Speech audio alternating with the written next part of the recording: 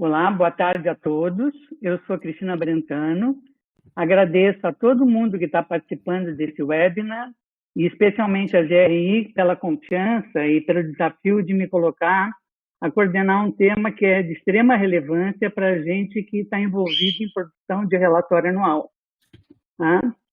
O Mão da Massa de hoje, que é essa série de webinars que a GRI está promovendo, ele está mais alinhado do que nunca esses tempos de pandemia e com o início de produção do processo de relatórios anuais.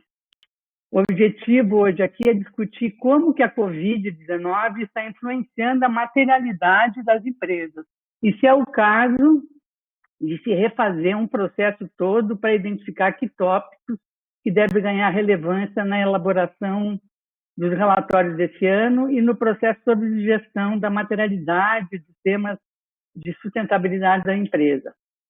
Uma questão que está se colocando é se a materialidade feita no ano passado, ela ainda está atual, ou ela precisa ser muito revista ou parcialmente revista em razão de Covid-19.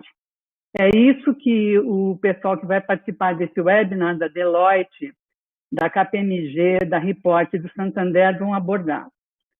Uma coisa que é importante lembrar nesse momento é que materialidade é algo que ele muda ao longo do tempo de acordo com os desafios que se impõem. Se a gente for olhar o que é a definição de materialidade pela GRI, a materialidade ela aborda questões de impacto da empresa, que a empresa provoca, e questões que são de pontos de reflexão dos stakeholders da empresa.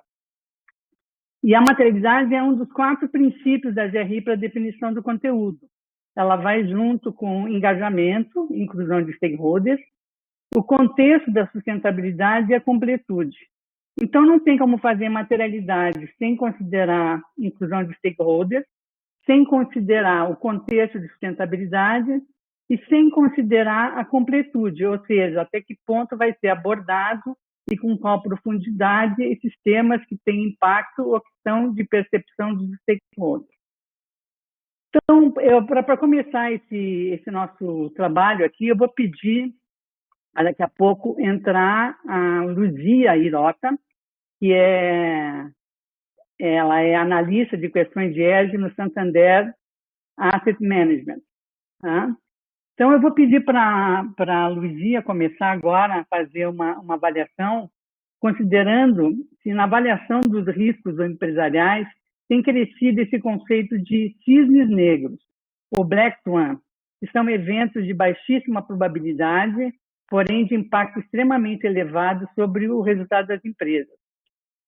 Tem quem esteja dizendo que a Covid-19 não é um Black Swan, seria um rinoceronte cinza, que é um conceito que se aplica a perigos altamente óbvios, altamente prováveis, mas ainda negligenciados, assim como a pandemia, a Covid-19, seria o caso dos riscos de mudança climática.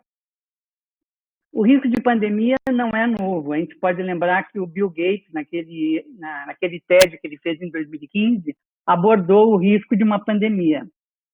Então, seria esse rinoceronte cinza.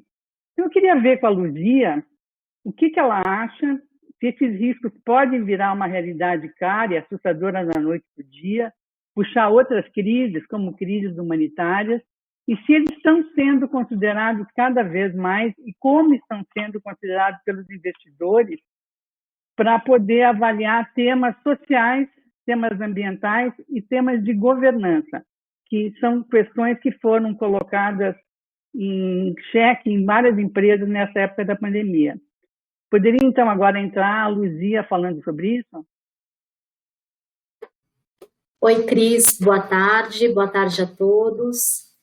Obrigada pelo convite aqui para participar desse debate, para poder compartilhar com vocês um pouquinho da nossa experiência, daquilo que a gente vive no dia a dia ali da Asset, né, avaliando empresas, se deparando continuamente, né, com esses riscos, com essas questões mais críticas, com eventos, né, que não necessariamente são esperados, mas que você sabe que tem um potencial de acontecer.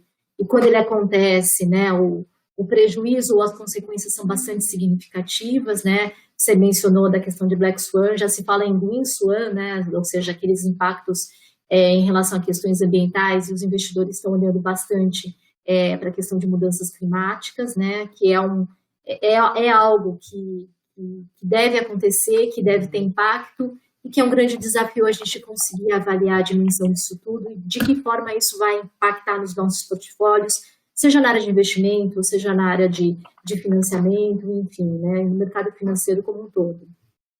Em relação à questão da pandemia hoje, da Covid, eu acho que houve sim uma mudança bastante grande nas análises, né, de investidores, de uma forma geral, não só para aqueles analistas que olham mais especificamente as questões ambientais, sociais e de governança, mas mudou, né, todo o contexto de alguns setores, né, e de vários negócios, impactou de uma forma bastante significativa.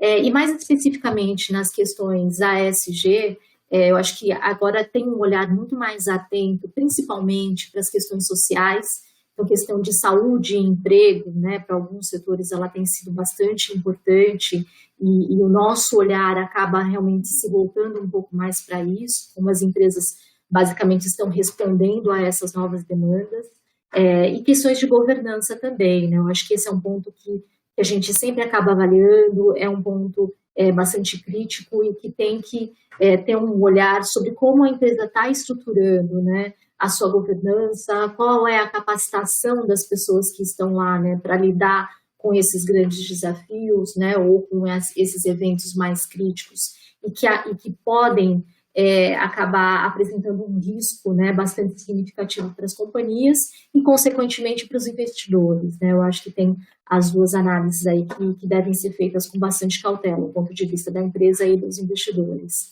Então, sim, Cris, eu acho que é uma realidade.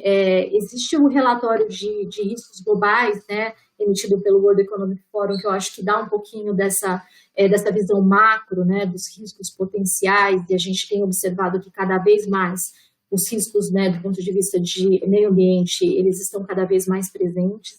Então, eu acho que existem estudos, existem relatórios, e alguns deles vão ser mencionados aqui hoje, que acabam nos ajudando a direcionar um pouco da nossa visão, ou pelo menos a dar uma percepção daquilo que um determinado setor pode ser importante, ou aquilo que a gente deve prestar mais atenção, né? Então, assim, é muito bom poder contar, né, com a experiência das pessoas que estão mais no dia a dia de avaliar as questões de riscos, ou que têm esse olhar um pouco mais detalhado, porque essas são ferramentas que acabam nos ajudando bastante nas nossas análises. Luzia, você como analista desses temas, você vai dar uma atenção especial para as questões de Covid nos relatórios do ano que vem? Sem dúvida, sem dúvida. Porque eu acho que o mais importante para a gente, né, obviamente, a análise, ela é no nosso dia a dia, né, muitas empresas estão sendo diretamente impactadas, então isso afeta muitas vezes a análise aqui, né, no presente, mas eu acho super importante, por meio de relatórios ou por meio de informações, né, que sejam mais tempestivas, né, vocês comentaram em relação à questão de tempestividade, a resposta que cada uma das empresas está dando para essas novas demandas, né, tanto do ponto de vista de olhar os riscos, né, provenientes, né, de todo esse cenário hoje, né, mas principalmente a resposta, né, quais são os planos que estão sendo estruturados, quais são como é que está se recompondo, né, a estrutura organizacional das companhias. Então, assim, eu acho que é um tema super importante, sim. Para alguns setores isso vai ter um peso muito maior do que para outros, né? Eu acho que aí cabe cada companhia fazer a sua avaliação, mas sem dúvida nenhuma é um ponto que a gente deve avaliar nos próximos relatórios, sim. Bom, então você introduz já agora o nosso próximo participante do webinar, que é o Anselmo Bonservisi, que é sócio da Deloitte, líder da área de Risk Advisory, que vai apresentar os principais pontos de uma pesquisa que a Deloitte fez, que é a resposta da crise da Covid-19, como está se dando a retomada da economia no cenário da pandemia. Então, o Anselmo vai apresentar e eu queria ver depois com você, Anselmo, para você apresentar que uma das conclusões da pesquisa aponta uma mudança, um foco em mudanças organizacionais. Então, apresenta a pesquisa e diz para nós como que isso deve influenciar na materialidade que as empresas vão apresentar no próximo relatório, no próximo processo de gestão de seus riscos. Perfeito, obrigado. Boa tarde a todos. Mais uma vez, obrigado pelo convite. Uma honra de estar aqui com vocês e compartilhar alguns dos pontos de vista que eu tenho sobre o assunto. Nós, dentro da Deloitte, fizemos esta pesquisa ainda no momento da pandemia, que nós estávamos no que a gente chama de resposta, onde as empresas e a sociedade como um todo, né, estavam no que a gente chama de um momento de resposta, que é o momento de você efetivamente colocar algum ato, né, alguma resposta àquele momento que você está vivendo.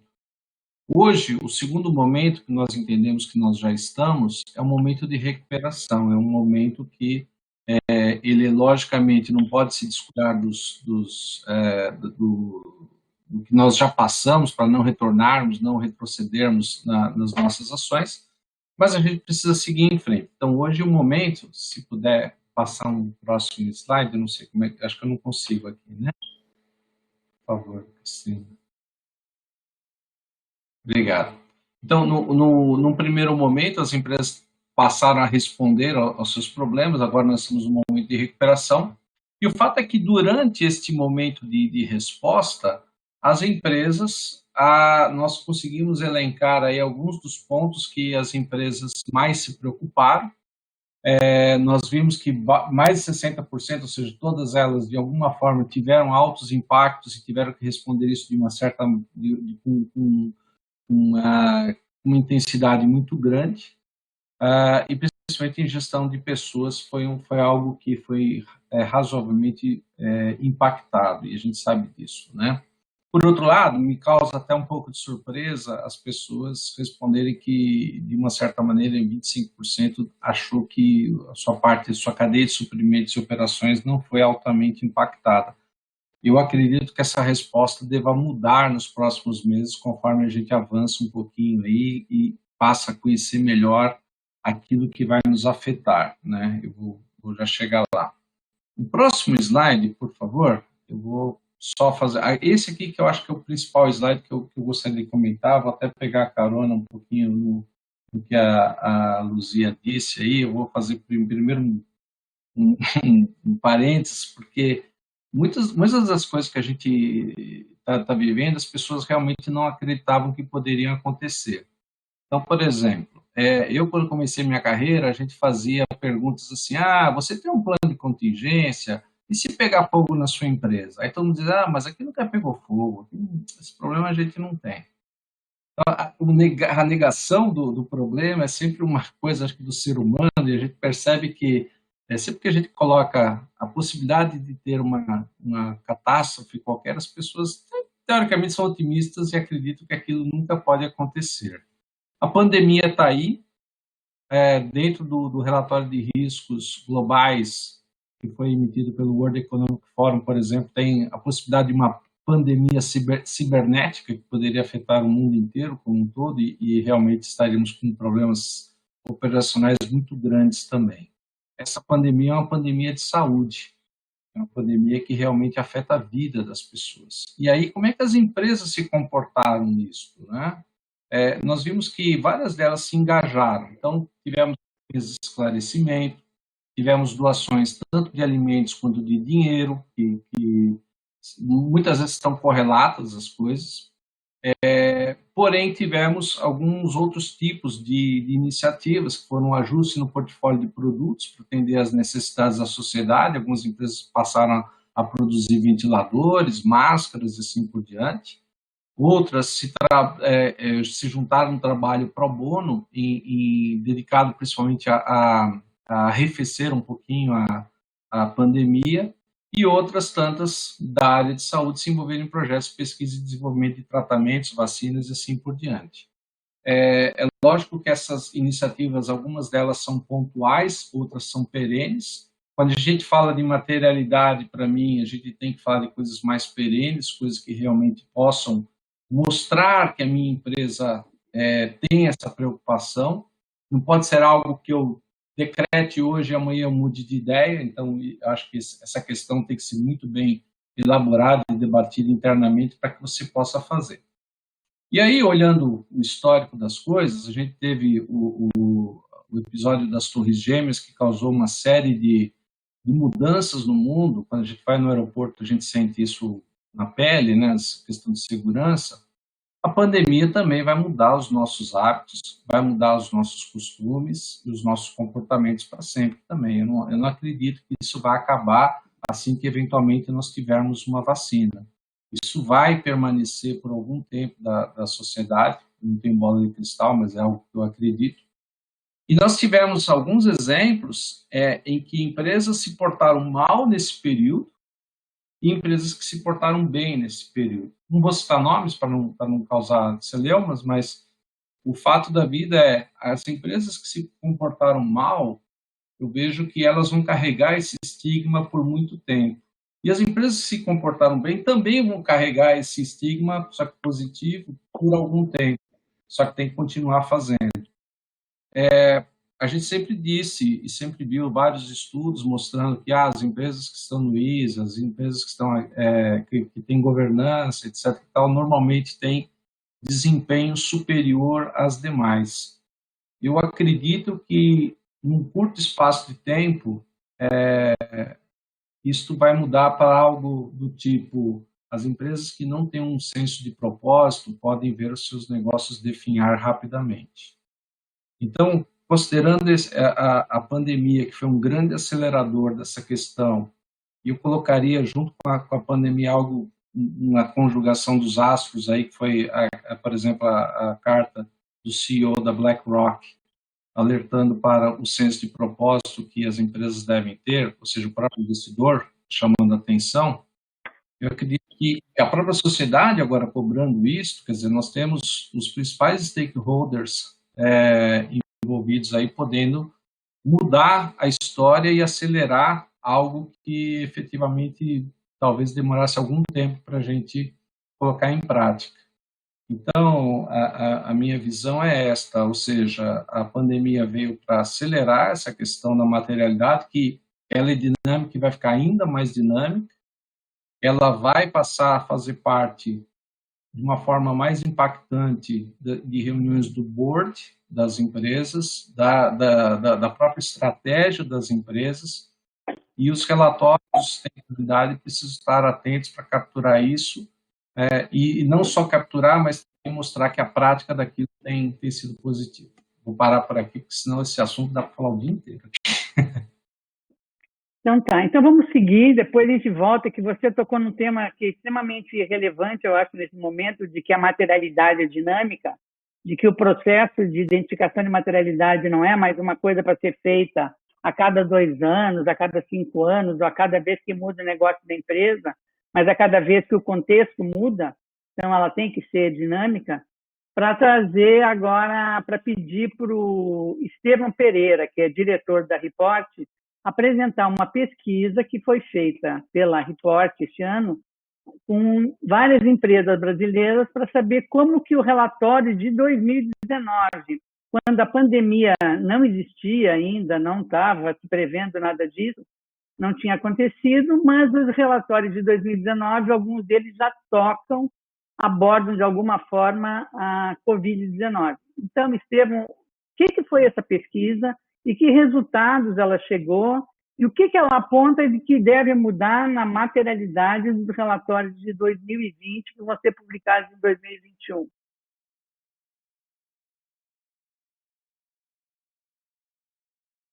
Alô?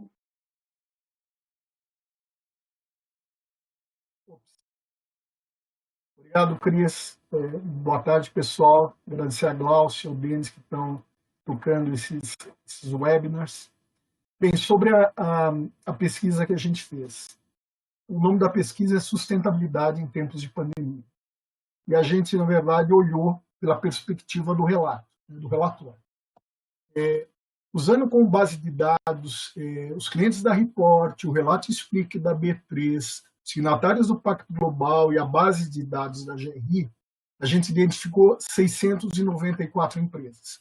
Quando a gente depura esse número, a gente chegou a 47 empresas que fizeram citação da pandemia em seus relatórios, né?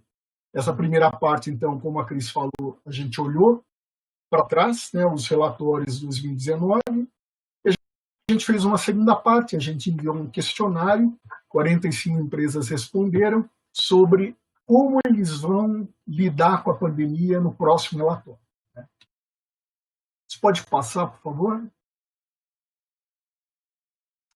Aqui é um bem resumão do que a gente chegou, né? As empresas que citaram a pandemia, né, elas se concentraram em 3 grandes tópicos: investimento em EPI, equipamentos de proteção, adoção do home office e adaptação das instalações, né? O home office é o principal citado, foi 45% das empresas citaram isso. Acho que aqui é importante também observar o que não foi citado. Mais de 90% das empresas não fizeram referências a demissões, a cancelamento de contratos com terceiros e cancelamento de contratos com fornecedores. Como esses impactos são cada vez mais importantes no cenário do mundo, mas do Brasil também, especialmente porque a gente sai de uma base de desemprego gigante, acreditamos que esses serão tópicos materiais para serem tratados. Olhando para o público externo, os principais tópicos trazidos foram doação de recursos financeiros, doação de serviços, doação de produtos que a empresa produz, fabrica, e doação de itens que não são produzidos pela empresa. E aqui a gente tem também uma especulação a fazer. Doação é legal, tem um propósito social, mas doação não tem, por princípio, um caráter material. A doação não vai garantir aumento de receita, não vai garantir valorização da empresa, falando isso em termos financeiros sempre, né? Então, provavelmente, as empresas trarão o tema doações em seus próximos relatórios, o relatório 2020. Né? Ao mesmo tempo, a gente tem que ter um alerta, né? Que os temas materiais que devem ser tratados mais profundamente, mais detalhadamente, não são doações, né? Mas são temas que, um novo processo de materialidade, levando em consideração o contexto de pandemia, esses são os temas que merecem ser tratados com dado importância a esses temas e tratados com detalhamento, mostrando qual o impacto para os negócios, né? Eles acho que você pode caminhar mais uma. A gente perguntou, aqui já é a parte em que a gente fez aquela pesquisa perguntando para as empresas, né? A grande maioria considera muito importante ou importante o relatório para tratar a pandemia. Apenas 2 empresas consideraram pouca importância para o relatório. E daí a gente perguntou para essas empresas sobre um novo processo de materialidade, né? As empresas vão realizar esse processo de materialidade em que tempo? Todas, com exceção de 3 empresas, consideraram que a materialidade é um processo importante para ser considerado no próximo relatório. O próximo relatório, na verdade, tem uma diferença. 17 pretendem realizar um processo de materialidade nos próximos 6 meses a 1 ano. 14 olham para um período de tempo mais alongado, 1 a 2 anos, né? O que a gente pode comentar é que os relatórios, o processo de relato deve se iniciar logo, né? A gente tem um monte de empresas já demandando da gente propostas e tal. Foi curioso, porque está havendo uma antecipação. Antes, esse processo de mandar propostas, ele era muito concentrado no último trimestre do ano. e agora a gente está tendo uma demanda muito grande. Será que é por causa da pandemia? Será que é por causa da agenda da sustentabilidade estar acontecendo de maneira mais forte? Ainda não sabemos responder sobre isso, mas vale considerar o seguinte, que os relatórios, o processo começa agora, esses relatórios devem ser publicados, a maior parte deles, né, devem ser publicados no primeiro trimestre do ano que vem. Então, se a empresa olha para fazer uma maternidade daqui a 1 ano, daqui a 2 anos, a maternidade, a pandemia, não seria devidamente abordada nos próximos relatórios pelo ponto de vista, pela perspectiva de tema material, tema crítico, tema estratégico para ser tratado, né? A lógica seria que as empresas realizassem essa nova maternidade antes do lançamento desse relatório, ou seja, o processo de maternidade tem que começar agora para poder contemplar de maneira mais detalhada ou mais significativa a pandemia já no próximo relatório 2020. Eu acho que é isso. Pode passar, por favor. E também a gente perguntou, né, de 2 grandes agendas que a gente tem visto chegando cada vez mais forte, né? Os ODS e os ISD, os aspectos ambientais, sociais e de governança. Se isso ia acelerar ou desacelerar. Foi muito legal ver que os ISD, as empresas consideram que a pandemia vai acelerar essa agenda, ou seja, os investidores, os acionistas vão ter ainda mais interesses em olhar a empresa, seu desempenho, sua estratégia, pela perspectiva das questões sociais, ambientais e de governança. O que é uma boa notícia, né? Eu lembro que há cerca de 1 ano, menos de 1 ano, quando a gente estava participando do processo de materialidade da Movida, a gente conversou com o presidente, na entrevista com o diretor de relações com investidores, era uma grande, na verdade, vamos contar a história um pouco mais longa, né? Há 1 ano atrás, a GRI e o Pacto Global realizaram um encontro com investidores. E a ideia era saber o que interessava aos investidores nos relatórios. E foi, de certa maneira, decepcionante, né? Porque foram poucos analistas, foram poucos analistas, poucos investidores, poucas gestoras de recursos, e quando foram, disseram o seguinte: olha, o interesse é muito pequeno nesse momento, né? Não há interesse significativo. Daí isso ficou como uma ansiedade nossa. No último processo de relatório, no último processo de maternidade que a gente realizou com a Movida, eu perguntei para o diretor de relações com investidores: esse negócio de ESG, vocês já têm essa demanda? Vocês estão sendo demandados? Ele falou o seguinte: olha, por enquanto é só demanda de investidor estrangeiro, né? Mas ele também observou que ele achava que quando chegasse no Brasil, o crescimento ia ser exponencial, né? Poxa, a gente hoje olha, todos os webinars falam de ESG, webinars de sustentabilidade, tem notícia nos jornais todo dia.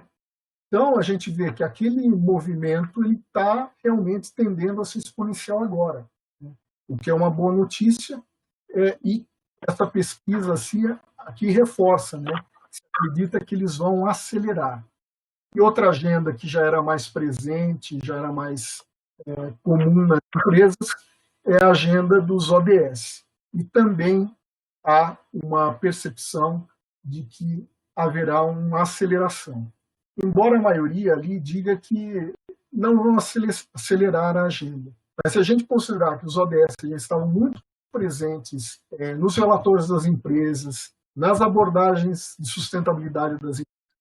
Pode ser ainda que não na perspectiva do negócio, modelo de negócio, mas os ODS continuam importantes e vão ser ainda mais importantes.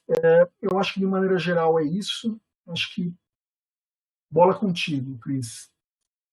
Então tá, obrigada, Estevam. Vamos agora então ver com o Ricardo Ziba, que é sócio-diretor da KPMG, os resultados de uma pesquisa com 10 setores da economia sobre quais foram os impactos da Covid nos negócios. Né? Então, Ricardo, você poderia pontuar quais são os aspectos que foram mais importantes, o que tem de comum nesses 10 setores que vocês analisaram e como que isso deve influenciar no que deve ser considerado como tema material para a gestão da sustentabilidade das empresas agora nesses próximos meses.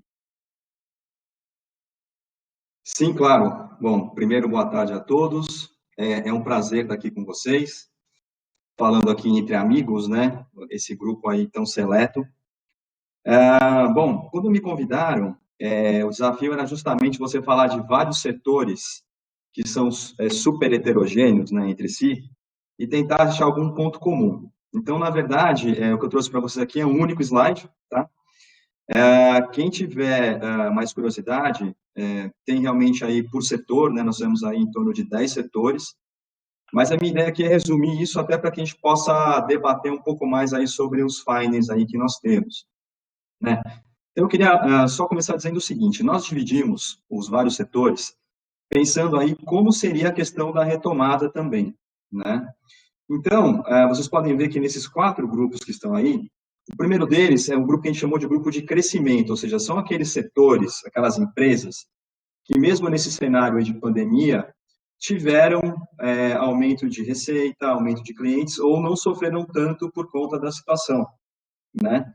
Então, nesse setor de crescimento você encontra aí, basicamente, o setor de varejo, né, online, especialmente a questão de farma online, o pessoal que é do food delivery, por razões óbvias, né, media streaming também, telemedicina, que teve expansão, educação digital, acho que todo mundo que tem filhos aqui sabe do que eu estou falando, e alimentos e bebidas, né? Então, esse é um setor que sofreu menos ou até cresceu, né, no cenário de pandemia.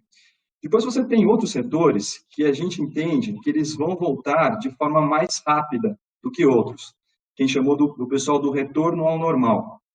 Esses setores, você tem ali a questão dos serviços financeiros, bancos, telecom, bens de consumo cíclico, transporte, saúde e ciências da vida, agricultura, private equity e utilidades públicas. Utilidades públicas, nesse sentido aí, são as empresas de energia, as empresas de água, esse tipo de coisa. Aí o terceiro setor é o que vai ter que se transformar para poder reemergir numa outra situação. E nesse setor nós pontuamos aqui o turismo e o lazer, o setor automotivo, o óleo, gás e o etanol, aí muito por conta de uma queda de demanda que houve, né? Bens de consumo não cíclicos, real estate, ou seja, imobiliárias, construtoras, e mineração e metais, até porque eles estão na base para fornecer para os outros setores. E, por último, aqueles que sofreram demais, né, que a gente chama aí que vão ter que se reinventar, vão ter que reiniciar, né, os aeroportos, os hotéis, aqueles que são os mercados industriais, ou seja, a fabricação de equipamentos, né, varejo, que são outros segmentos que não são tão essenciais à economia, esportes e mídia e governo. E aí, vocês fizeram a provocação, falaram assim, puxa, mas se você consegue pegar cada um desses setores e quebrar ele em um monte de outros, né? E vocês me perguntaram o que é comum, né? O que aparece como tendência em tudo isso? Aí eu fiz a minha lição de casa, né? E eu pontuei aqui alguns itens que eu gostaria até que a gente pudesse depois debater. Então, quando você fala de tendência, a gente está falando de materialidade para o próximo ciclo, né? O que é comum em todos esses setores, em todos eles, independentemente se eles estão em crescimento, se vão ter que reiniciar, se vão ter que se transformar. O primeiro item que aparece de forma recorrente é a questão de preservação de caixa. Quando eu falo preservação de caixa, você pode entender tanto como você cortar custo, como você segurar investimento, né? O segundo item é gestão de riscos, uma gestão de riscos mais diligente, porque como vocês estão comentando aqui, seja rinoceronte, seja cisne, isso tem que aparecer em algum mapa de risco de alguma forma. Outro item recorrente, maior produtividade. Quando eu falo maior produtividade, é você fazer a mesma coisa ou você fazer mais com menos recursos. Aí pode ser menos recursos materiais, menos recursos humanos, enfim. Quarto item, repensar o negócio. E repensar o negócio não é tão trivial quanto parece, né? Você pode dizer que a pandemia ela foi um catalisador de tendências de fundo que já estavam aí, né? E eu vou dar o exemplo aí de vários dos nossos clientes. Até, pegando o exemplo do Anselmo, quando a gente começou há 20 anos atrás, né, a gente estava ali presente no cliente e não existia home office. Hoje em dia é totalmente ao contrário, quer dizer, e foi muito acelerado, simplesmente em poucas semanas, né? Outra tendência, a verticalização das cadeias de produção. E quando eu falo verticalização, é você tentar ter um supply chain mais próximo, depender menos de cadeias de produção tão distantes. Então, por exemplo, uma coisa que é recorrente, né? A gente vê muitos casos de empresas que traziam componentes da China e a partir ali de janeiro já começaram a sentir falta aí dos insumos para a produção. Uma cadeia longa e uma cadeia que ela, vamos dizer assim, ela é muito frágil, até por conta da distância, né? Maior conectividade, por razões óbvias. Tudo que for possível ser feito remotamente vai passar a ser feito remotamente, né? Aceleração da transformação digital, como a gente sentiu na pele, né? Acho que todos nós aqui tivemos que nos reinventar para trabalhar de outra forma, e esse webinar é um exemplo disso, né? Mas eu queria, assim, só para concluir a minha fala, deixar aqui 2 pontos que eu acho que são cruciais para essa nossa discussão. Uma coisa que aparece muito, independentemente do setor, é o foco na cooperação, na transparência, na reputação de marca, no ESG, como já foi falado, e em produtos e serviços mais sustentáveis. E, por último, conseguir entender o impacto atual e futuro, que, assim, também não é trivial, mas é um tema recorrente. E aí eu deixo para o grupo para a gente começar a discutir. Obrigado. Tá, obrigada, Ricardo. Eu acho que realmente esse estudo de vocês é uma mão na roda aí para quem está fazendo o processo de materialidade, para poder identificar. Acho que você vai ajudar muita empresa a poder identificar que temas que vão ser importantes. Tem um outro estudo, um outro trabalho que eu acho que é interessante dar uma olhada, e a Glaucia depois acho que vai colocar até um link nessa parte aqui do Q&A, que tem um trabalho de uma empresa que é norte-americana, que é a Tree Value Labs, que ela está mantendo um monitor que está aberto para todo mundo olhar, um monitor de questões ESG relacionadas à pandemia. E é interessante observar como que realmente mudou do início do ano para agora. E como agora já está entrando num platô essas questões de questões sociais, ambientais e de governança, né, com o avanço da pandemia, como isso está entrando. Mas é uma coisa bastante interessante de olhar e de ver também que tem alguns temas que ganham relevância nesse processo todo e que deveriam ser considerados, avalio eu, na próxima materialidade. Por exemplo, a questão de segurança de empregados. Mesmo para a empresa onde o tema de segurança não é um tema relevante, porque não tem um risco alto de acidentes de trabalho, o tema de segurança, de saúde e segurança de empregados, ela ganhou muito peso na pandemia. A questão de práticas trabalhistas, de segurança do produto e que você abordou, Ricardo, de gestão da cadeia de suprimentos, que passa a ser, estão falando de ser, em vez de just in case, né, de estar mais perto, realmente trazer mais para perto as cadeias de suprimentos. Então, no geral, a gente abordou os temas de uma forma bastante interessante, que a gente está trazendo o que deve influenciar nos próximos ciclos de materialidade. E não sei se ainda tem algumas perguntas que estão chegando e que estão sendo consideradas que deveriam ser respondidas e quem que poderia respondê-las. Glaucia, tem alguma coisa já que você acha importante trazer?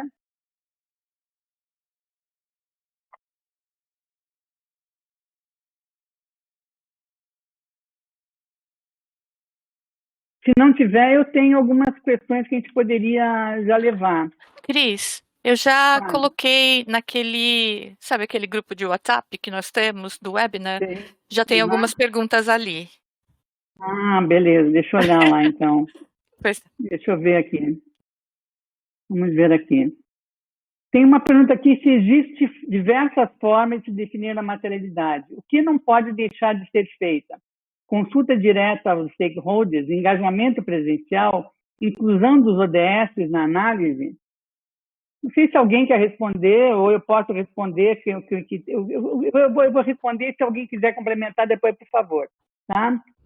O processo de materialidade, ele é um processo que ele tem que considerar aquilo que eu mencionei no início, que são os princípios para a definição do conteúdo do relatório, que é engajamento de stakeholders, que é a inclusão dos stakeholders, que é o contexto da sustentabilidade e que é a completude. Como é que você inclui os stakeholders? Ou você faz uma consulta direta, ou entrevista com um painel de stakeholders, ou uma pesquisa online pelo SurveyMonkey, ou você também pode usar os instrumentos que as empresas que têm engajamento com os stakeholders usam normalmente, que são as pesquisas de satisfação de consumidor, as pesquisas de clima de empregados, as pesquisas com fornecedores. Você tem que trazer essa percepção externa, você tem que juntar as questões de o que aquela empresa, o propósito dela, seus valores,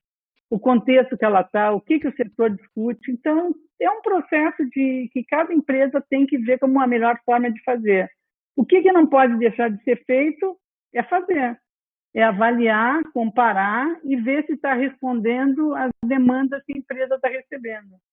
Né? E avaliando claramente seus impactos, os impactos atuais e os impactos futuros. Luzia, você quer dizer alguma coisa sobre isso? Você que tem essa questão de o que você considera material, olhando do ponto de vista de investidor? Oi, Cris. Eu queria até complementar, né? Eu concordo com o que você falou. Eu acho que a empresa ela tem diversas ferramentas, né? E pode fazer uso de ferramentas combinadas, usar ferramentas já existentes na própria empresa, né? Eu acho que isso fica a critério de cada uma. Eu acho que tem alguns pontos a serem considerados. Uma é a questão de custos, né? É um processo que tem um custo associado, então eu acho que a empresa tem que avaliar o seu momento, tem que avaliar as melhores formas de implementar. Mas tem uma outra componente também, que eu acho que é o quanto a empresa pode estar estruturada para responder a essas demandas, né? A partir do momento que você faz um engajamento e questiona alguns stakeholders a respeito dos temas que os stakeholders entendem que sejam materiais, né, pressupõe-se, né, um canal de diálogo, ou seja, eu estou perguntando, de alguma forma eu vou, né, responder ou pelo menos atender a essas demandas, né? Então, eu acho muito importante alinhar expectativas, né? Porque eu acho que muitas vezes em alguns processos de identificação de materialidade, você identifica algumas expectativas em determinados stakeholders, e se a empresa não está preparada o suficiente para atender, né, ou que não apresenta um plano para atendimento, isso acaba gerando um certo ruído nessa comunicação e pode prejudicar um pouco essa relação entre os stakeholders. E um outro ponto também, que eu sempre avalio, né, quando a gente vai analisar relatórios e as empresas, é se esse processo de identificação de materialidade ele está sendo realmente utilizado para a gestão da empresa. Né? Quando o processo é feito simplesmente para definir o formato de um relatório ou preparar um relatório, definir temas e fica por isso mesmo, eu acho que a gente perde uma grande chance, né, de usar esse trabalho, de usar esse levantamento para fazer modificações, ajustes e melhorias na gestão da empresa que realmente são importantes, né? Porque se aqueles temas são identificados como materiais, muitas vezes demanda das companhias algumas práticas, né, e ajustes, né, por conta da identificação desses temas. Então, acho que mais importante, né, do que pensar no que, né, tem que ter ou o que não tem que ter, é pensar um pouco nessas preocupações e usar as inúmeras ferramentas que estão aí disponíveis para a materialidade. Então tá. Agora eu vou pedir para o Estevão complementar e responder mais uma questão aqui, Estevão, que é o seguinte. Tem uma discussão sobre os conceitos, os diferentes conceitos de materialidade. Então tem esse conceito de materialidade que a GRI usa, que é muito do impacto, atual, futuro, positivo, negativo e percepção de stakeholders. E tem outro conceito de materialidade que vê mais pela questão de riscos. Se tem alguma relação, se tem alguma diferença, o que são esses conceitos e como que a gente pode encaminhar essa questão? Legal, Cris. Eu vou começar pela pergunta inicial, né? O que é essencial para ter na maternidade? Hoje, essencial é você ter o conselho, os conselheiros falando, e é essencial você ouvir os investidores. Nossa experiência, nos últimos 2 anos, a gente fez 27 processos de materialidade, para 27. E a gente observou 2 coisas, né? Antes era muito difícil falar com o investidor. Então, às vezes, a gente não conseguia falar com o investidor. E agora, mudou da água para o vinho. A gente sempre está conseguindo falar com os investidores. E uma outra coisa que era algo tratado pelas empresas como quase não era mandatório, elas achavam que muitas vezes não era necessário. As empresas achavam que bastava falar com o C-level, ou seja, com o presidente, com os VPs e tal, mas não envolviam os conselheiros. E agora isso também está começando a mudar. Eu sempre cito um caso que nunca aconteceu para a gente, que foi o caso do Bradesco. Né? Há 3 ciclos de relatório atrás, a gente fez a materialidade para eles. E nesse processo, a gente falou com todos os conselheiros, além do presidente do banco e do presidente de seguros. Então, foi o processo, em termos de consulta, a estratégia da empresa, a perspectiva da empresa, foi o processo mais robusto que a gente comandou até hoje. Né? Coisa que foi perguntada é sobre as ODS. Sim, as ODS devem ser consideradas, mas o ideal é que as empresas tenham feito a lição de casa e já entendido, realizado um processo para apontar quais têm maior impacto no negócio dela, quais os objetivos que são mais impactados pela empresa. Né? Isso ainda falta evoluir, até porque muitas vezes as empresas colocam em seus relatórios apenas os objetivos que elas estão entendendo que tem a ver com ela. E daí falta o passo seguinte, as metas dos objetivos, que é uma especificação de como a empresa impacta ou é impactada. Então, ODS tem que ser considerado. O ideal é que as empresas tenham um processo dedicado ao ODS e daí mostrar não só os objetivos, os 17, mas também mostrar as metas, quais das 169 metas têm a ver com a empresa. Você perguntou, Cris, da questão do conceito da GRI, conceito de riscos. A gente do relatório integrado, que são conceitos um pouco diferentes de materialidade. De GRI, conversam entre si, mas não são idênticos. Né? Na Report, na verdade, a gente trata de uma mesma maneira, sempre procurando. A gente ouve vários públicos, ouve a empresa em diferentes aspectos e a gente gera os tópicos materiais, uma matriz e depois os tópicos materiais. A gente sempre procura apresentar também, por público, quais são aqueles tópicos mais importantes, por exemplo, para público interno, para fornecedores e, especialmente, cada vez mais para os investidores e para os acionistas. Né? Então, a gente trata dessa maneira, uma materialidade, digamos, consolidada de tudo e também uma materialidade específica por público. E uma coisa mais que a gente começou a olhar e vai olhar cada vez mais é se determinado tópico material ele é acompanhado de maneira estrutural pela empresa. Ou seja, se tem sistemas para discussão desse tópico e sistemas analisar essa evolução.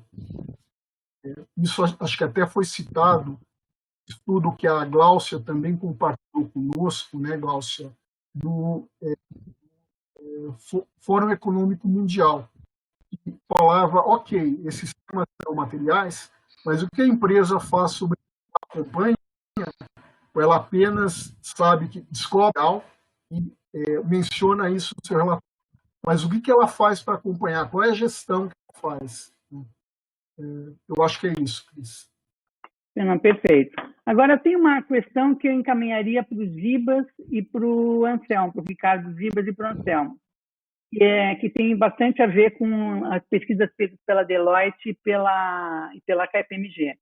Que essas novas demandas de informações sobre Covid-19 e questões de meio ambiente, social e governança, elas obrigatoriamente vão acelerar o uso do relato integrado? Vocês avaliam que isso é uma necessidade que as empresas estão sentindo em razão das questões de Covid? O que você acha, Zibas? Bom, primeiro, obrigado pela pergunta. Eu vou te dizer uma resposta muito de consultor, tá? Não saberia dizer, por uma razão muito simples. Eu acho que as empresas têm uma dificuldade muito grande ainda de entender o relato integrado. Ele parece simples no seu conceito, mas ele é bem complexo na sua implementação. Então, assim, o que eu vejo, a gente acompanha o relato integrado aí com vocês aí há muitos anos, né?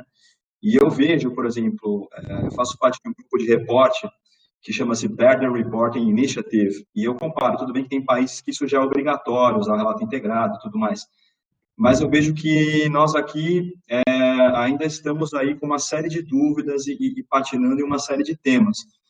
Então, eu não saberia dizer. Se eu fosse arriscar um palpite, eu diria que é o seguinte, eu vejo, assim, a minha experiência é muito mais do lado da asseguração dos relatórios, né, do que na construção dos relatórios, mas eu tenho visto muito a questão de modelos híbridos, né? Então, você tem uma parte do relatório que fala dos capitais de acordo com o relato integrado, você tem uma parte do relatório que tem os indicadores de RI, você tem uma outra parte que faz um link com os ODSs, enfim, eu tenho visto uma série de modelos que tentam ou acabam mesclando uma série de padrões, e, enfim, e acho que isso é um desafio. Então, eu não sei se a Covid aceleraria. Eu diria que talvez não. Talvez as empresas continuem, assim, o exercício de materialidade que a gente está discutindo aqui, ele já é suficientemente complexo, né, por uma série de questões aí que vocês já levantaram. Então, eu não sei. Eu pessoalmente fico muito assustado quando chega uma empresa e fala, olha, a gente nunca fez relatório e a gente vai direto para partir para um relato integrado com asseguração. E de 0 a 100 em 2 segundos, né? Então, tem muito disso ainda. Então, eu diria que não necessariamente, né? Se eu fosse arriscar um palpite. Não sei, Anselmo, se você quiser complementar, por favor.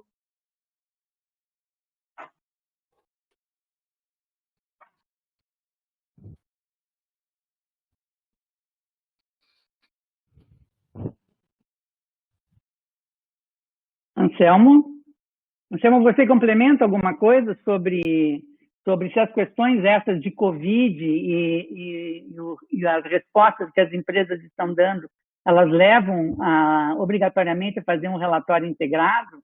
Isso tem a ver? Tem alguma diferença? Você teria alguma opinião sobre isso?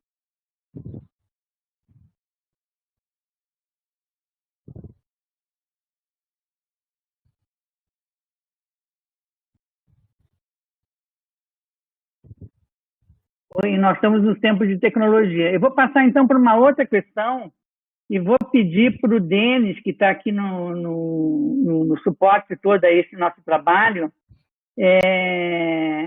falar sobre framework, a gente falando disso mesmo, de relatório integrado, ver se esses frameworks de standard, de IRC, que estão havendo, tem alguma coisa que você acha que não só a materialidade, mas a comparabilidade entre pares da mesma indústria e entre as indústrias deve ser considerado nos processos de materialidade? Eu acho que é essa pergunta que chegou aqui. Quais frameworks e standards as empresas do Brasil estão utilizando para ver não só materialidade, mas também comparabilidade entre diferentes pares da indústria? Denis, você responde essa? Respondo. Obrigado, Cris. Obrigada. Eu acho que os frameworks, assim, o framework principal utilizado é o do GRI, e tem outros frameworks crescendo. E acho que tem questões, assim, até para lembrar. Por exemplo, a questão de modelo de negócio que o relato integrado traz. O relato integrado ele deve ser utilizado associado com GRI, associado com SASB, associado com TCFD. Acho que até essa é uma confusão muito grande que se faz no mercado, que às vezes tem pessoas que colocam os frameworks e standards de forma conflitantes entre si. E o principal ponto, eles são não são ou. O próprio uso da GRI, da SASB, que acho que foi uma das coisas que mais o pessoal confundiu nos últimos anos, ou não, um vai acabar com o outro, eu acredito muito na complementariedade. E até fazendo o link com aquela pergunta anterior sobre a materialidade, a gente tem uma questão de abordagem. A questão de abordagem principal, por exemplo, a GRI ela é muito desenvolvida multi-stakeholder e o relato integrado ele nasce muito na questão do pensamento, com o pensamento integrado, com uma abordagem muito forte no processo de criação de valor, para investidores, inclusive. Acho que esse é um stakeholder bem forte dentro do conceito do relato integrado. Então, eu acredito, respondendo, recapitulando um pouco aqui a resposta, acho que a gente tem tanto a questão do relato integrado como direcionador, depois a gente tem a questão da GRI, SASB e TCFD, cada um tem alguns aspectos complementares e eu acho que hoje a gente não tem muito por que pensar no ou. O grande pensamento daqui para frente é um e.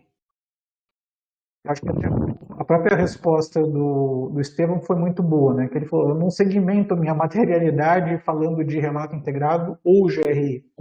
Concordo bastante com a posição dele.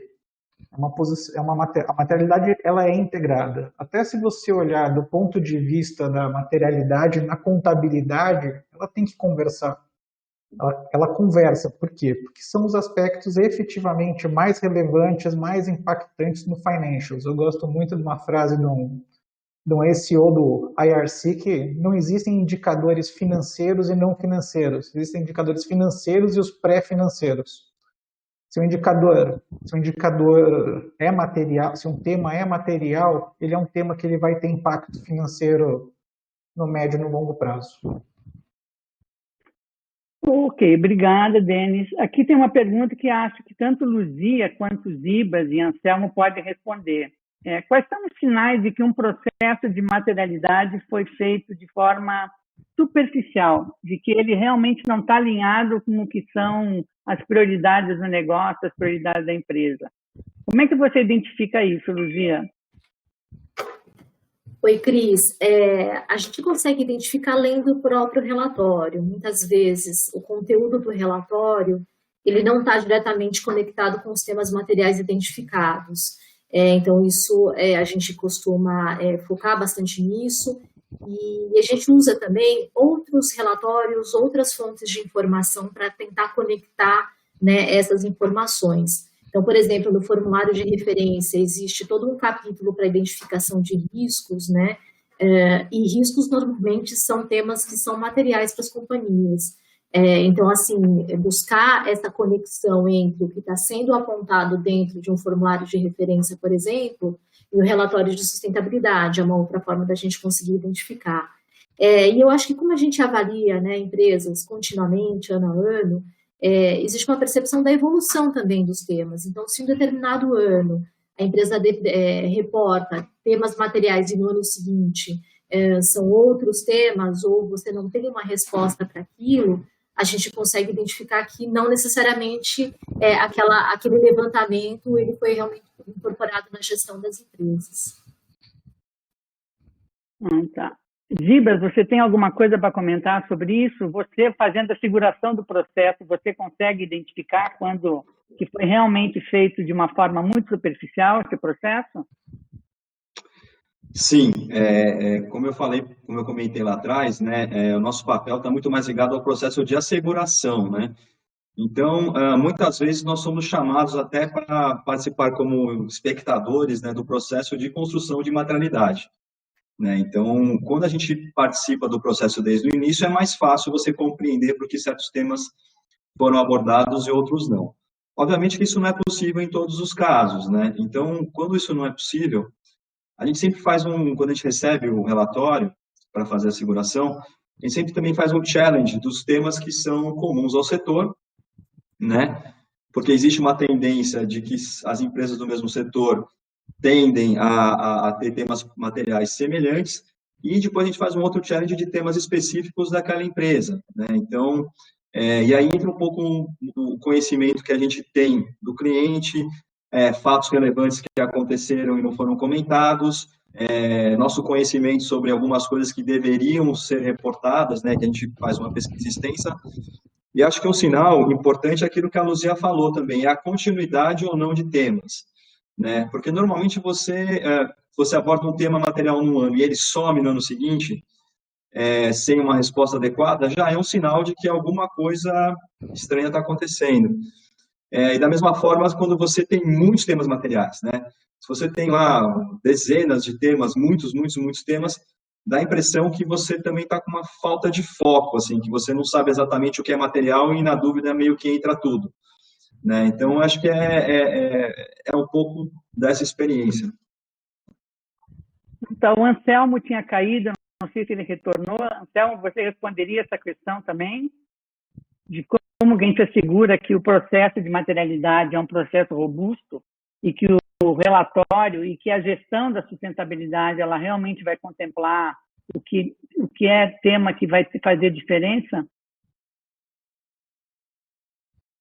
O Anselmo voltou? Se não, o Estevam podia responder isso? Posso responder, Cris, enquanto o Anselmo não reconecta. Quando a gente identifica, na verdade eu vou falar não como identificar, mas como realizador de processos, né? Recomenda que o processo de materialidade tenha o envolvimento da liderança. Se ele não tem envolvimento da liderança, é uma fragilidade. Então, esse processo, o resultado da materialidade é mais frágil. Outra coisa, qual foi consulta? Como é que foi feita a consulta? A consulta foi feita apenas numa pesquisa online? É muito pouco, né? Então, quando a gente olha a consulta, são entrevistas em profundidade e com que escopo de stakeholders? Investidores, conselho, fornecedores, público diferente e tal. Mas a consulta também, o escopo da consulta, ele é um sinal de se a materialidade foi feita de uma maneira mais robusta ou não, né? E a outra coisa é se um dos elementos considerados na materialidade é o planejamento estratégico da empresa. Então, acho que esses são 3 pontos, né? O escopo da consulta, se o planejamento foi considerado e o envolvimento da liderança. Então tá ótimo. Eu tenho uma visão também nessa linha de que o processo tem que ser robusto, envolvendo mais gente mesmo. Isso aí você vai conseguir se refletir no relatório. Tem uma questão aqui que o Dibas poderia responder também, que é, considerando que os processos de materialidade capturam temas da atualidade, qual seria o impacto das mudanças climáticas? Será que esse aspecto surgirá como um tema preponderante para diferentes setores? Isso já aparece alguma coisa na pesquisa que vocês fizeram, Dibas? Ou qual é a percepção que você tem sobre isso? A percepção que eu tenho é que já é um tema preponderante, tá? Eu, por exemplo, não me recordo de nenhum relatório que a gente tenha assegurado que não tenha um destaque com relação às mudanças climáticas. Então, sim, eu acho que já é um tema totalmente mainstream. O que eu vejo que é a dificuldade é justamente a quantificação de impacto. E por razões que, claro, não é simples você conseguir quantificar impacto em operações. A gente sabe que tem empresas que estão investindo justamente em modelagens, né? Por exemplo, terminais, portos, se o nível do mar subir, quais serão os investimentos para adequar aquele porto, setor financeiro, e a Luzia também pode me ajudar com relação a isso, impacto se você faz empréstimo em certos setores que podem ser prejudicados ou por seca ou por enchente, como é que isso afeta a minha carteira de crédito. Então, assim, em 2 etapas. Eu acho que sim, já é um tema preponderante, só que o reporte ele é muito qualitativo, né? E acho que o próximo desafio não é se você coloca mudanças climáticas ou não coloca, é como você quantifica, né? Como é que você monetiza esses impactos. Você tem uma série de iniciativas hoje que, de forma, com sucesso, estão criando modelos para você justamente saber qual que é o impacto financeiro da mudança climática. Que é exatamente um indicador GRI, né? Que é implicações financeiras das mudanças climáticas. E realmente os relatórios falam e não quantificam. Né? Não sei, aqui mais alguém quer falar sobre essa questão? Oi, Cris, posso complementar aqui, até que o Ricardo comentou? Eu acho que para o sistema financeiro é um ponto bastante relevante, tá aí a TCFD, né, que é justamente, né, um framework, né, para instituições financeiras em geral, né, olharem para as empresas, mas também de fazerem as suas reflexões em relação ao impacto de mudanças climáticas nos portfólios. Essa já é uma realidade, é uma preocupação bastante grande, porque é sabido, né, que mudanças climáticas ele pode impactar todas as classes de ativos, seja ações, crédito, seguradoras, enfim, todo o mercado financeiro como um todo pode estar sujeito a esse impacto.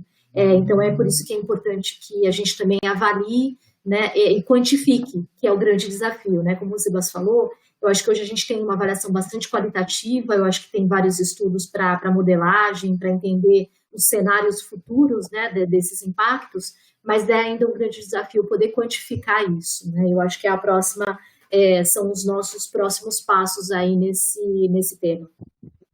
A Luzia, aproveitando que você está aí, não sai, porque tem uma pergunta que veio para você, que querendo saber qual é a sua percepção de como as empresas estão se comportando na divulgação dos resultados ambientais, sociais e de governança, considerando que hoje não há padronização.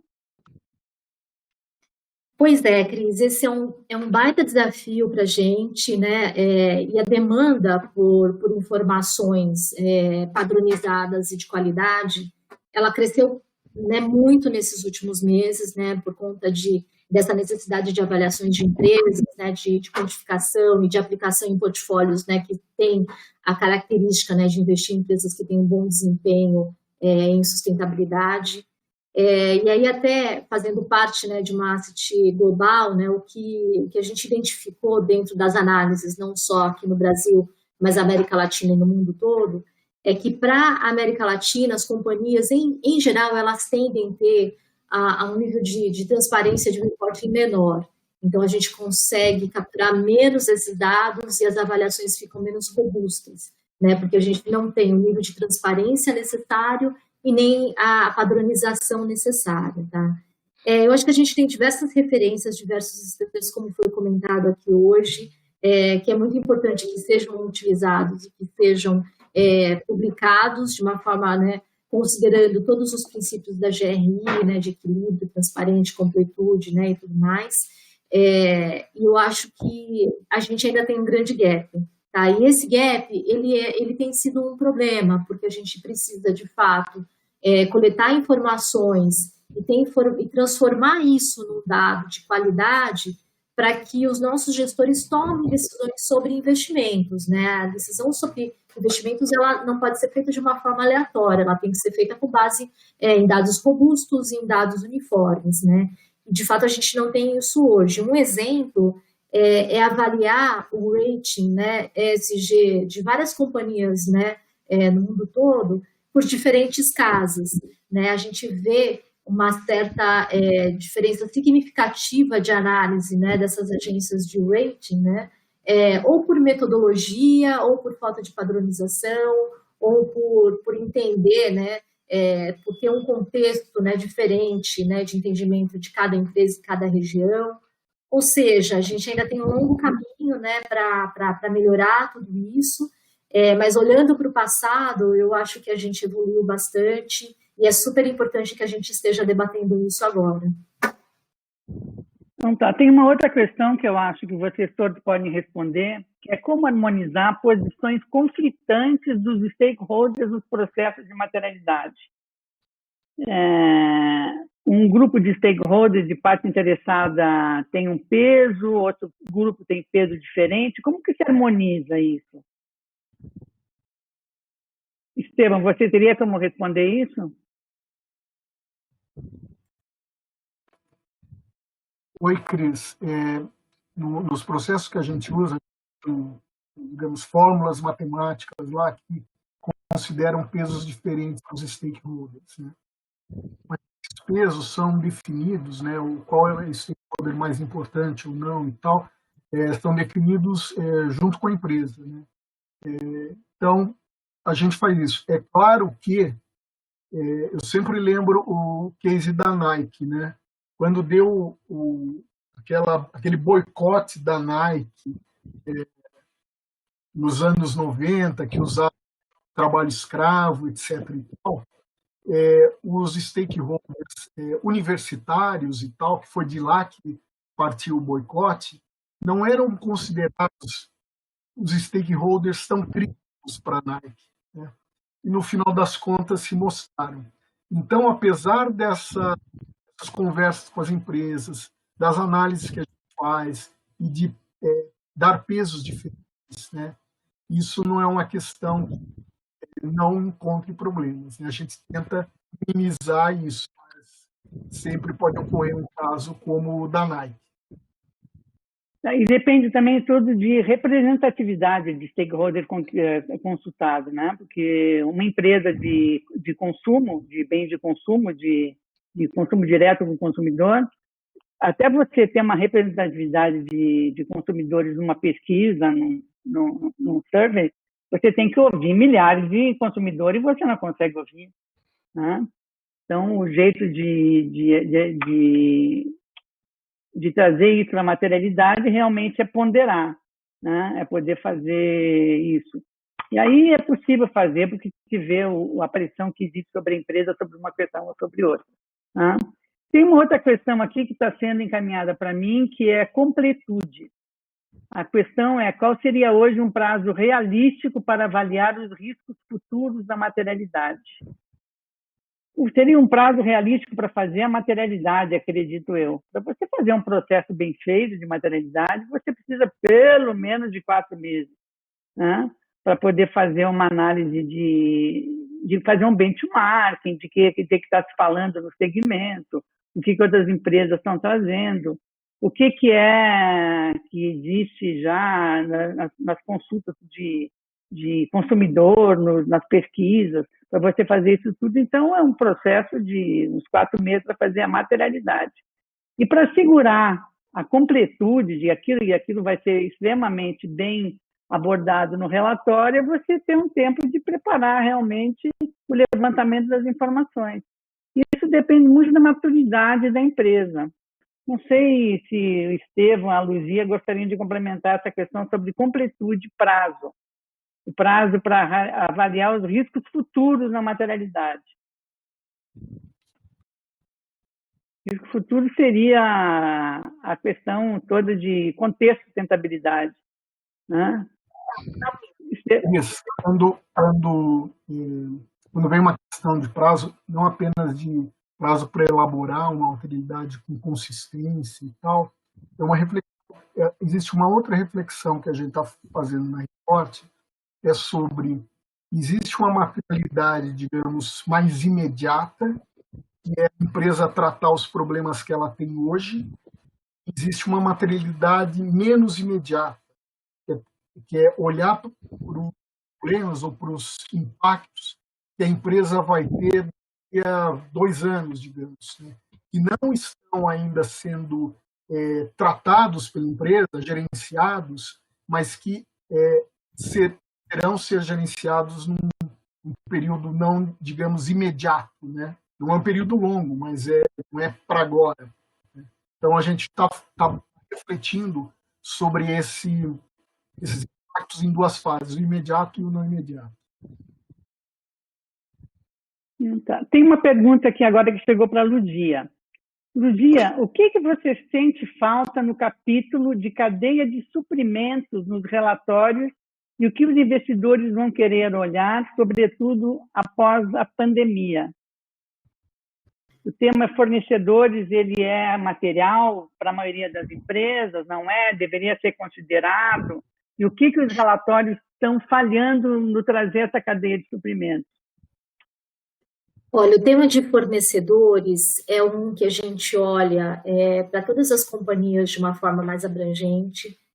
Para alguns setores, ele acaba tendo um peso muito maior, principalmente se for setores em que a cadeia de suprimentos ela pode apresentar fragilidades no ponto de vista de gestão ambiental, no ponto de vista social e de direitos humanos, principalmente, né?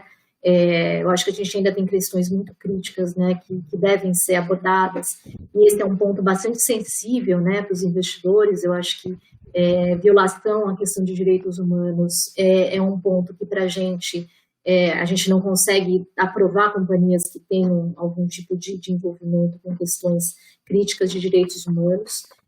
O que a gente sempre avalia processos, gestão, políticas, né, isso tudo é muito importante, né, ver o quão robusto é a gestão de fornecedores das empresas, mas tem um outro ponto que é ver resultados desse processo de gestão. Isso ainda poucas empresas reportam, né, eu acho que tem algumas que conseguem mostrar para a gente, né, números de fornecedores críticos identificados, né, quais foram aqueles que identificaram fragilidades, quais são os fornecedores, né, que estão premiados, né, se tem algum tipo de ranking, de nota. Então, isso tudo dá alguma noção de resultados, tá? Isso é super importante a gente avaliar, até mesmo porque, muitas vezes, ter procedimentos e política tá no papel é bem bonito, mas eu quero ver o resultado disso tudo também. No caso da pandemia, eu acho que tem uma questão bastante relevante agora, que são os aspectos sociais, né, principalmente relacionados, né, à saúde e segurança dos trabalhadores. E um tema que me chamou a atenção, que o Estevão comentou, é em relação à questão de demissões e cancelamentos de contratos de fornecedores, né, que não apareceu nesse primeiro levantamento feito pela Report. Eu acho até que ok, né, porque é tudo muito dinâmico, né, e muitas empresas acabaram reportando isso de uma forma muito mais para mostrar o seu comprometimento diante desse cenário, mas eu acho que sim, para o próximo ciclo, é importante apontar os grandes desafios em relação a isso, tá? Uma coisa que eu acho é que, assim, o mercado financeiro é bastante pragmático, né? A gente sabe que demissões podem ocorrer, muitas empresas estão passando por dificuldades, né? Tem todo um contexto que a gente consegue avaliar, né? Mas, de novo, eu acho que a resposta a essas demandas mais críticas, né, é um ponto muito importante que a gente avalia, porque está mostrando não somente o resultado específico da empresa, mas também como ela faz a gestão em cima de temas que são bastante importantes. Tá? Então, eu vejo que nessa questão, né, da pós-pandemia, esses aspectos sociais vão estar muito mais evidentes, né? E aí tem um outro ponto que eu também estou aqui pensando, né, de como é que a gente pode analisar, em relação mais à governança, né, e mais especificamente à remuneração dos executivos. Eu acho que esse é um ponto que a gente pode conseguir fazer um link, né, bastante significativo, quando a empresa está remunerando ou premiando os seus executivos, né, e como ela está lidando com os desafios de manter o quadro de empregados e de fornecedores. Tá? É só uma dica aqui, uma percepção que provavelmente a gente deve fazer análise em cima disso. Bom, a gente está chegando no final já desse nosso webinar e eu vou pedir para cada um de vocês apresentar qual seria a dica de ouro no processo de materialidade desse próximo ciclo de relatos. Tá? Eu já digo que a minha dica de ouro são duas dicas de ouro. Uma que realmente você só faz uma boa materialidade se você envolve alta administração e conselho, que saiba muito claramente o que é o seu negócio, quais são os seus desafios, quais são os seus impactos, né? E que não use essa crise econômica decorrente da Covid para não responder questões que são difíceis de responder, como emprego, saúde e segurança, mudanças climáticas, remuneração, e permitir que esse processo de materialidade seja realmente um momento de transparência das empresas e de evolução, né? Então, eu volto agora para pedir qual é a dica de ouro, então, do Estevam.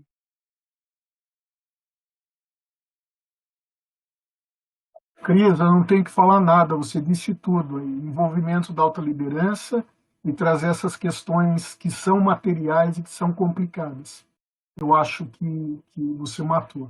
Se eu pudesse pensar em outra coisa dentro do processo, é que as áreas responsáveis pelo processo de materialidade dentro da empresa reforcem que a materialidade hoje é de interesse dos investidores, das gestoras de recursos, né?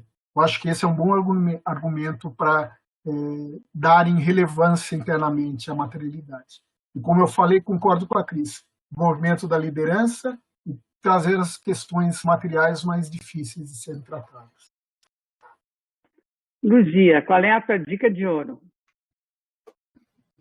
Olha, Cris, Estevam, se isso for seguido, para mim já vai estar ótimo. Eu acho que, para mim, é muito importante, né, que os temas críticos e desafiadores das empresas sejam reportados e estejam, né, comunicados adequadamente.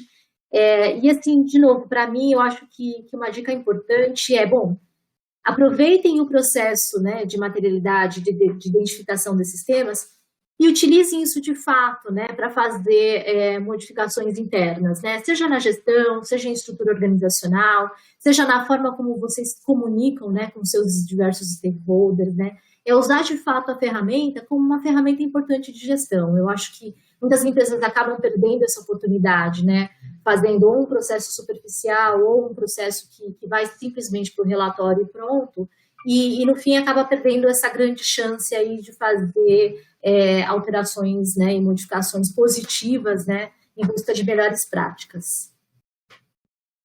Ricardo, e qual é a tua dica? Muito bem. Bom, eu diria o seguinte, eu diria que, assim, quando a gente está verificando o processo de materialidade, aqueles processos que cumprem uma série de etapas são aqueles mais robustos, né? E se eu fosse sumarizar isso, eu diria, tem que ser um processo inclusivo, tem que ser um processo transparente, tem que ser um processo balanceado, ou seja, você está abrindo espaço aí para divergências também, como até vocês já levantaram lá atrás, mas o mais importante, ele tem que ser sumarizado, né? Então, assim, materialidade, por definição, né, não pode ser que tudo seja material, né? E uma dificuldade que a gente tem é que às vezes nós nos deparamos com muitos temas materiais, então, assim, eu acho que fazer esse esforço mesmo de fazer algo mais sumário, para você poder realmente focar naquilo que é importante. Seria isso. Tá. O Anselmo voltou, ele tinha caído, não sei se o Anselmo voltou, queria ver a dica dele. Não? Então, Denis, você tem alguma dica? Bom, primeiro aqui aproveitar para passar a mensagem do Anselmo, que ele passou por escrito aqui, que ele teve algum problema com o hardware, que ele entende que o que foi dito sobre envolvimento da alta administração é muito importante e devemos nos ater mais à essência do que precisa ser feito. Então, acho que essa é a mensagem final do Anselmo. E a minha é, gente, não é o rabo que balança o cachorro. Materialidade é um processo que, para a gente envolver a alta gestão, a gente precisa não pode ser um processo orientado a relatório, não pode ser feito a toque de caixa para relatório. A materialidade tem que ser pensada para a gestão. Aí sim é um processo que a Luzia não vai olhar lá na frente e falar, fizeram correndo. Acho que minha dica é pensar sempre na gestão. É a questão que a gente traz lá do relato integrado, a questão do pensamento integrado, ele tem que envolver as áreas, ele tem que abranger, tomar cuidado para não fazer um peso de materialidade só socioambiental, esquecer esquecer a questão da governança do processo de sustentabilidade. Eu acho que essa é a minha pobre contribuição aqui. Então, tá, acho que conseguimos cumprir dentro do horário o que a gente tinha se proposto. Só reforçando realmente que o Denis reforçou no final, de que materialidade é muito mais do que relatório, de que gestão de sustentabilidade é muito mais do que trazer para o relatório, e a gente deve ter a capacidade de fazer de uma forma bastante prática esse processo para garantir que as empresas trabalhem melhor a questão de sustentabilidade e que os relatórios reflitam isso, e não seja o relatório a razão da gente estar fazendo isso tudo. Agradeço muito a participação de todos, a GRI por esses webinars que são realmente bastante relevantes. Obrigada a todos e até uma próxima quarta-feira. Tchau, obrigada. Tchau, gente. Obrigado. Até mais. Obrigado, pessoal. Boa tarde. Com isso a gente encerra a transmissão.